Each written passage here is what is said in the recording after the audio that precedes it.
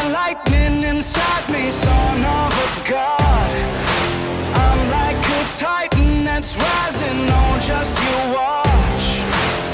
I'm stepping into fate, there is no time to waste. I've got that lightning inside me, this is how legends are made.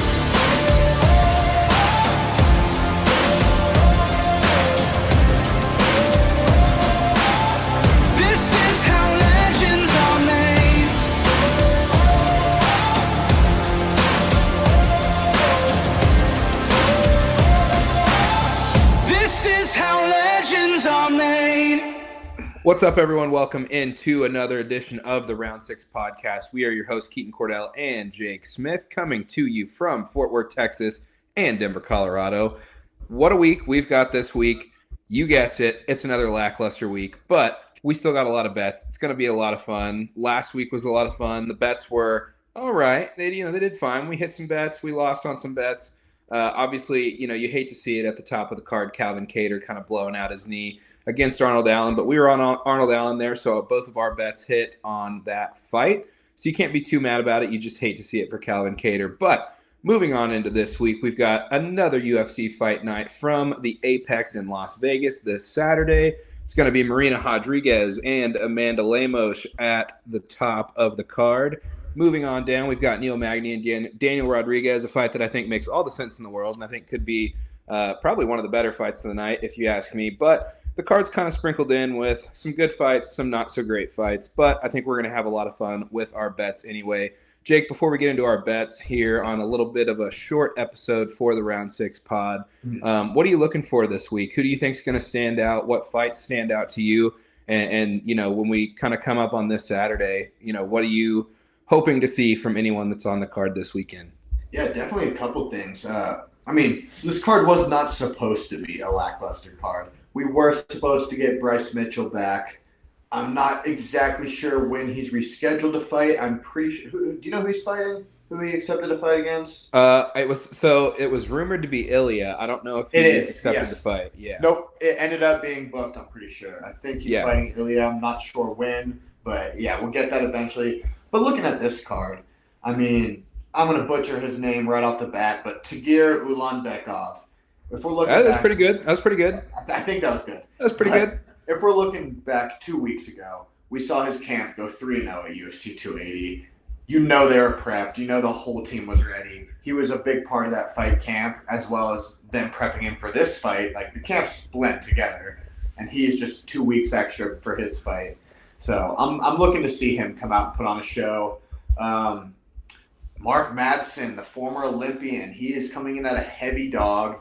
He's a guy I love to watch. He is fighting Grant Dawson, who, that's a tough outing for anyone sitting at 18-1. But I kind of like the old Olympian at 12-0. We'll see what he can do. Just kind of ready for this card. It's a pretty good card. Could have been better, but it's still a pretty good card. Yeah, I completely agree. A little lackluster, but if you're a big UFC fan like the two of us are, obviously there's still a lot to look forward to. I really am hoping that Jinyu Fry has a good outing this weekend. Obviously, the owner and proprietor of Fry MMA in Fort Worth, Texas, where both of us are from and I currently live. For those of our people that are around the Fort Worth area, obviously used to be Southside Muay Thai, one of the good Muay Thai gyms in the area, and then they've transformed it into Fry MMA. Still a great gym. So, for both of us, I think we always root for the Fort Worth fighters, but, with Jinyu Fry coming in there, owning a gym in Fort Worth, hoping that Fort Worth, the 817, represents. So I'm really looking forward to that one as well. And then, I think you hit the nail on the head there. That Mark Madsen and Grant Dawson fight, I think, is going to be a lot of fun to watch. I really like Mark Madsen, too, even though he's a pretty heavy underdog. But for us on the betting line, that could be really fruitful. And then this Neil Magny and Daniel Rodriguez fight is really interesting. It makes a lot of sense to me because Neil Magny is one of those guys that seems to always derail people's hype trains. Not to say that Daniel Rodriguez is, coming in on just a whirlwind of hype by any means, but Neil Magny's one of those guys that's just consistently at the exact spot that he's at in the division, kind of looking to get into the top 10, but he can never break through. and really make positive strides. He's just one of those guys that's always right there. He's hard to put away. His striking's pretty good. He's super long, so if you get him on the ground, you got to worry about triangles and some of the chokes that come with the length that he possesses. And then Daniel Rodriguez is just a brawler, man. Like, he's as tough as they come. He looks like a dude that just got out of prison, but by all accounts, he's just an absolutely great guy. Mm-hmm. So either way that fight goes, I think it's going to be a lot of fun. Hoping it goes to a decision, and we'll get to that here in just a moment. But without further ado, I think we hop right into these picks here. I'm looking forward to everything we put together this week. Mm-hmm. So to get us going here, as we always do, let's go for the picks of the week. So to get us started, top of the card, we've got Marina Rodriguez and Amanda Lemos under 4.5 rounds at -135.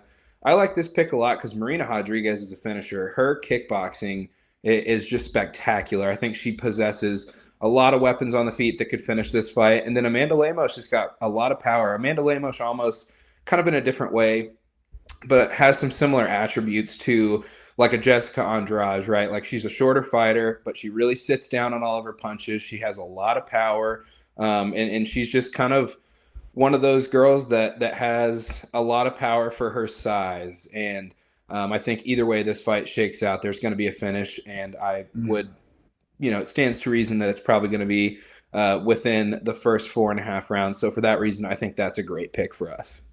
Yeah, absolutely. I'm looking to see Rodriguez make a statement here. I think it went away from a title shot. I think she's going to be the one coming out hot. A lot of people are riding on Lemos, especially with her heavy underdog line, but this is Rodriguez's coming out party, in my opinion.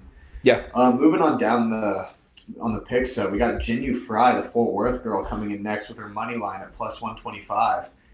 In my opinion, I just don't think this line is accurate because Fry is coming off of a loss, which I don't believe was a loss. I remember having Fry in that fight, being fairly confident that she was going to come out with the win, and she lost a split decision to Vanessa Demopoulos. But had she have won that fight, she would now be on a 3-fight win streak, making some pretty good strides in the division. So I'm looking at Fry to come out again, get a win.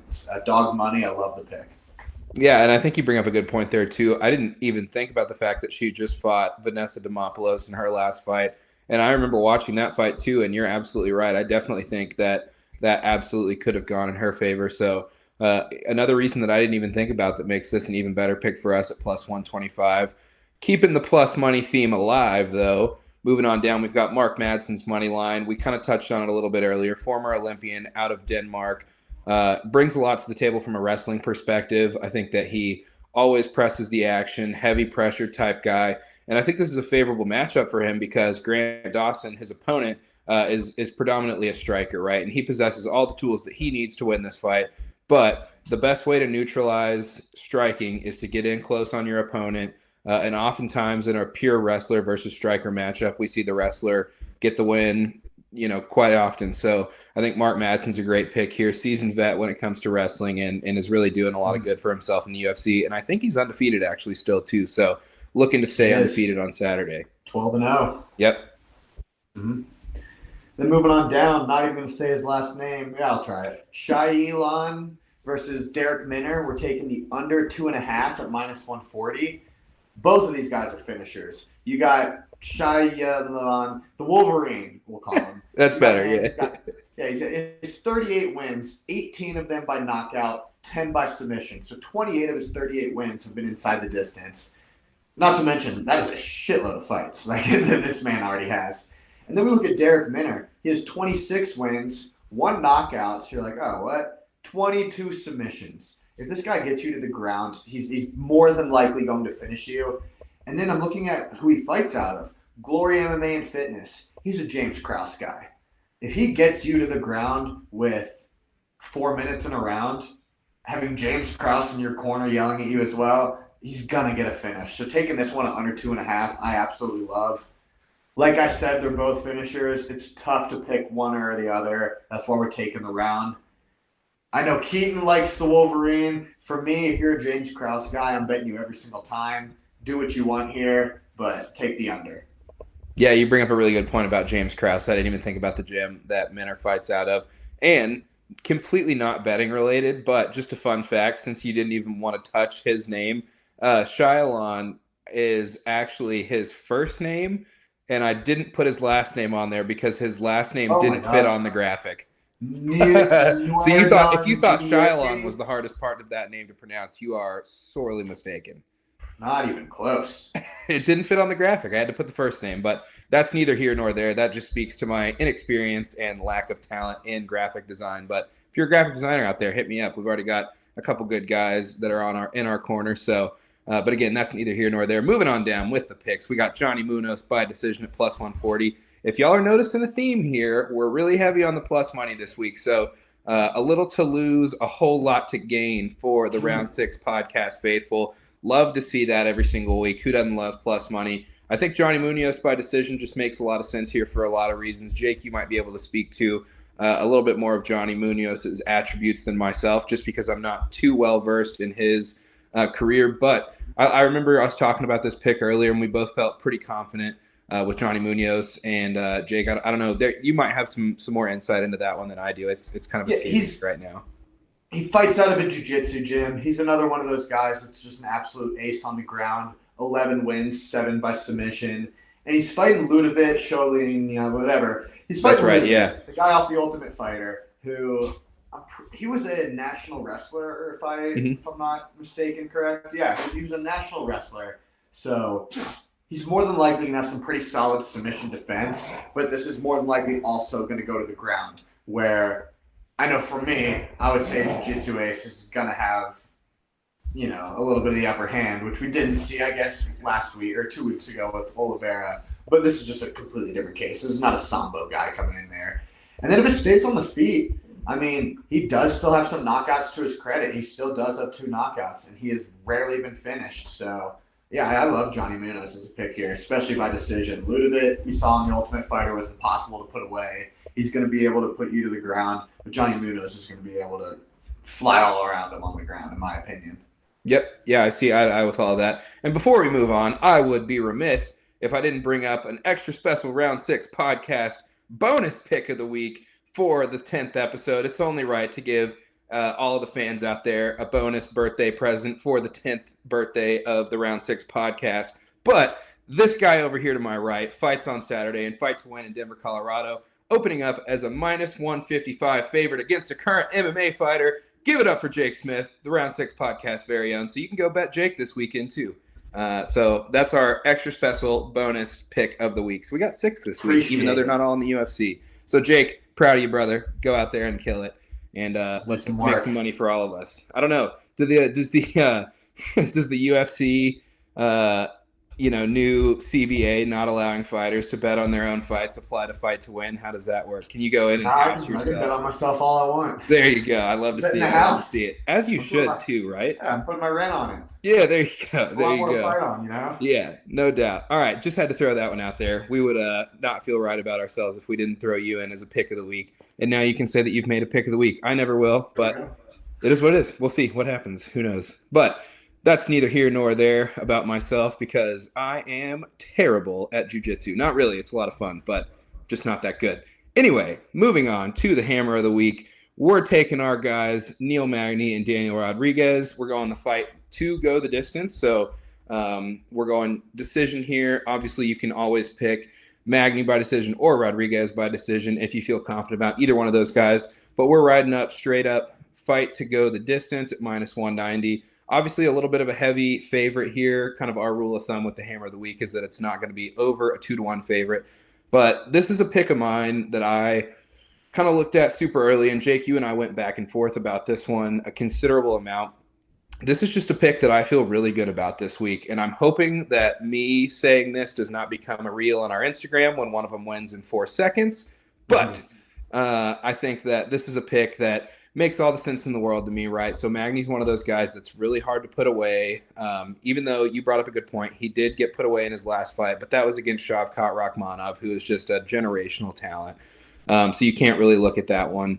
But Magny's tough to put away. He's super durable, as is Daniel Rodriguez. Daniel Rodriguez just went the distance with Li Jingliang. A lot of people thought that he won that fight, even though he kind of, did he actually? Wait, let me walk that back. Did he win that fight and Lee should have won that fight? D-Rod won the fight. I believe, and everyone thought the Leech won the fight. Okay, that's right. Yeah, so Daniel He Rodriguez wanted to eventually run it back with the Leech because everybody was Yep. giving him a bunch of shit for winning the fight. It's like, come on.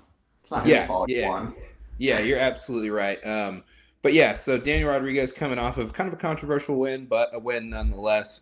And he just went the distance with one of the toughest guys in the division from a striking perspective. So I really like that pick. Jake, I know it wasn't necessarily one that you were too hot on, but I really feel good about this one. I don't know why, but I just do. It wasn't that I didn't feel too hot on it. It was just, I don't know who's going to win. I wanted to pick one of the guys. Sure. I really can't. Every time I think, okay, D-Rod by decision, that's the pick. Then I'm like, Magny's tough. Yeah, Magny's a tough cat, man. He's something special. And like I said earlier, he's just always right there. He's one of those guys that for some fighters in the welterweight division almost seems to be like a brick wall, right? Like you can have a guy just breaking on the scene. He's doing everything he has to do to try to break into the top 10, and then they match him up with Neil Magny at like 11, 12, 13, and Magny just completely derails the hype train. So I think both of these guys are good fighters. I think this fight stands there's a lot to be desired in looking for this fight. So I'm looking forward to this one. But moving on, Jake, I'll let you introduce our dog of the week. She's someone that you train with up in Denver, Colorado. And we've been looking forward to her fighting for quite some time now. So I'm glad we're finally getting to see her. Jake, if you want to walk us through the dog of the week. Yeah, this is a no-brainer in my opinion. Miranda Maverick, she's sitting right now at minus 675 as her money line. So just about a 7-1 favorite, or 1-7, whatever, however you do that. But she's a massive favorite right now. And we're looking to take her inside the distance by KO or submission at plus 125. She's fought Shauna Young before. They fought in Invicta about 3 years ago. And Miranda put her away in about a minute. And then when you look at Shauna's record, she's 1-3 in the UFC. She tends to, in most of her fights, be taken down at will multiple times. She's been ground and pound put away. She's been submitted to be put away. She's fighting Miranda again. I do not see like a different outcome happening than her the fight. I don't see a different outcome happening than what happened in the first fight. And not to mention Miranda's just an absolute animal. She is a savage on the ground. Like I personally think she's getting a sub. We're going to throw that KO in there because, I mean, the ground and pound happens easily. But Miranda's a savage. She's going to get the finish easily, in my opinion. If you want to take this in round one, I'd be happy to.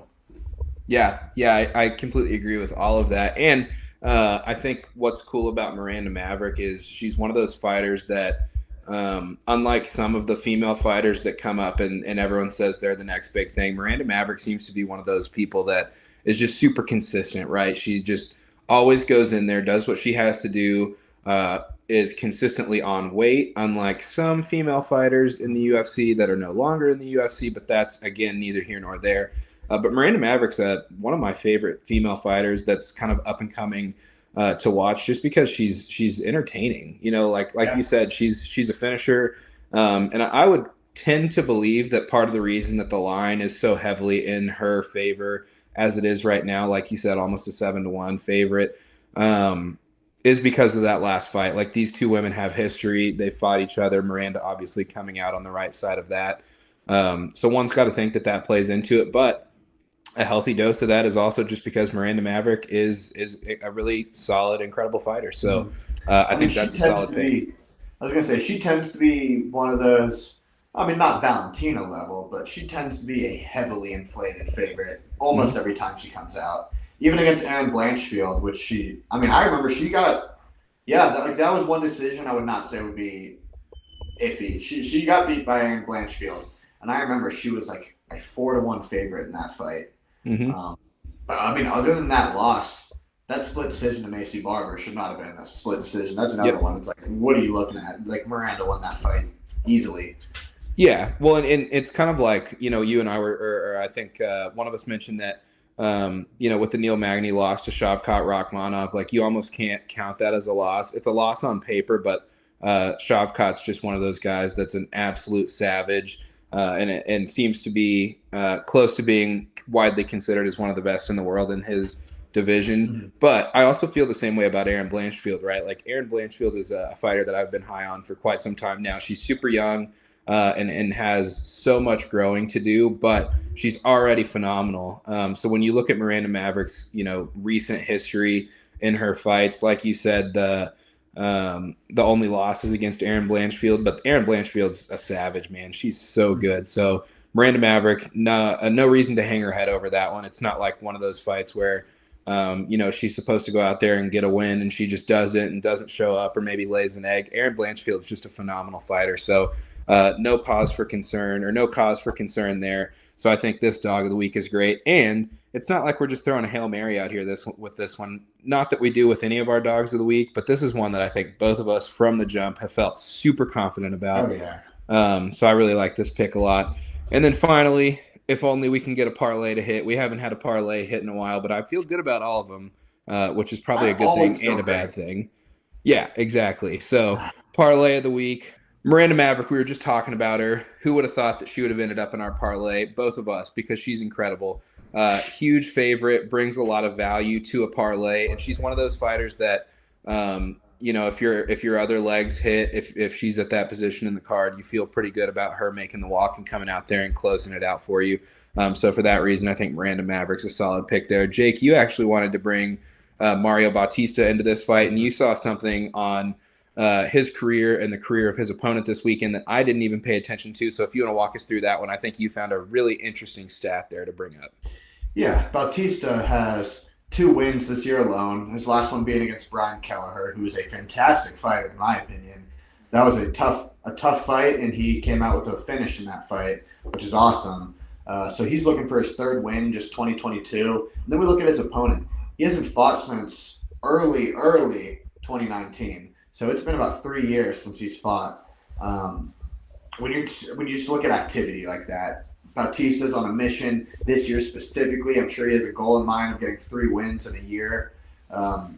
This should be a pretty easy win for him. He's been in there. He's been fighting consistently. He's been fighting killers too, Brian Kelleher. So yeah, Mario Bautista's money line is an easy pick here. And then going on to the next one, we're looking at Sherman Parisian. Fight does not go the distance. I swear to God, if this heavyweight fight goes the distance, there's no stats I really have to talk about this one other than these are heavyweights. Come on, guys. If it doesn't get out of if it pretty much stays in the first round or finishes in the first round, good. Anytime those heavyweight fights go to the second, I start to get scared. Yeah, and I think the reason that, obviously our history of betting heavyweight fights tends to favor the unders or not to go the distance bets, which I think are always fun in heavyweight fights because you're literally betting for someone to just get, put to the shadow realm, which is fun. But I think something that's interesting to point out about both Chase Sherman and Josh Parisian are they're both, and all heavyweights are bulky. I should preface this by saying that. But the interesting thing about both of these guys is that they're both bulky heavyweights, but they're also both in shape. So they have that perfect balance of just colossal size, but also the cardio to back it up. Mm-hmm. So I think sometimes we see in heavyweight fights, and it's just the nature of being a heavyweight, I think, those 2 guys will go out there and just absolutely slug it out for a round or a round and a half, and then they're both gassed and no one has that knockout power anymore, or no one can really put combos together that often lead to knockouts. I think both of these guys possess really good cardio in addition to the ridiculous size. So for that reason, I think this bet makes even more sense, and I love that we put it on our parlay. So really, in my mind, you've got, the way this whole parlay shakes out, you've got 2 heavy favorites, both of which we feel extremely confident in. And then you've got a heavyweight matchup not to go the distance, and that heavyweight matchup has all of the pieces of the formula to go into someone getting knocked out. So at plus 122, I think you can feel really confident about putting some money on this one this weekend. I mean, I need it. I need it. We need it for the brand. The round 6 brand needs a parlay to hit. We haven't hit one in a while, and I've been pretty sore over it. So we need one to hit here, and I feel pretty good about this one going into Saturday. But that's all for the picks this weekend. I think we've got a lot of fun stuff out there, Jake, and I think I say this all the time, but you and I, before we hopped on here, both said, man, we feel confident about this one this weekend, as is kind of the history for us in our last several weeks, which have been kind of ho-hum on the picks. But there's no better time to get hot than this weekend. And I think we have a really good chance of doing that with these picks out here. And if it wasn't fun enough, after this weekend, we've got, in my mind, one of the best matchups of the entire year coming up with Israel Adesanya and Alex Pereira. So that whole card's stacked too. We might even have to throw, kind of mix it up like we did for UFC 280, where we throw out just a ridiculous amount of picks and just put a lot of stuff out there, just because that feels like the right thing to do for a card like this. I don't know about you, but that's kind of how I'm feeling. I'm more looking forward to Dustin Poirier and Michael Chandler than the main. It's a hell of a scrap. That's a hell of a scrap. Put Michael Chandler in a fight, I'm ready to go. Yeah, that's going to be a great fight too. And there's just great fights all up and down that card from Madison Square Garden. You know, I wouldn't call it the fight capital of the world. That's always going to be Vegas to me. But MSG is a special place, man. Feels like it's one of those places that any combat sporting event happens and just wild stuff goes down. So I'm hoping that'll be the case on November 12th. But we've got a week until then. We've got a fight card and a whole slate of bets to get through before then. So we'll cross that bridge when the time comes. But I think that's about all we've got for this week, on the bets and everything like that. So if you're not already, go follow the Instagram at Round6Pod. Go subscribe to the YouTube page. Remember, we're on Spotify. All of the the housekeeping notes that I always throw in there at the end of the episode. You can go watch every episode and figure out what we're doing anywhere. So without further ado, Jake, you got anything else you want to say before this weekend? I do not. Let's make some money. Bet on me. Let's make some more money doing that. And, that's a good point. That's a good point. Go subscribe to Flow Grappling and catch Jake's fight on Saturday. I'm super excited for it. I'm definitely going to be watching it. So rooting for you big this weekend, my guy. Go out there and represent Fort Worth and Denver, Colorado, and Gracie Baja, both of our gym of choice. So really looking forward to watching you this weekend in addition to a great UFC slate. So there it is. Attaboy. So without further ado, that was another episode of the Round 6 podcast. Number 10. We made it to 10. Y'all probably thought we would never do it, but we did it. We're at 10 episodes, and we're still climbing. So until next week, you guys have a good one.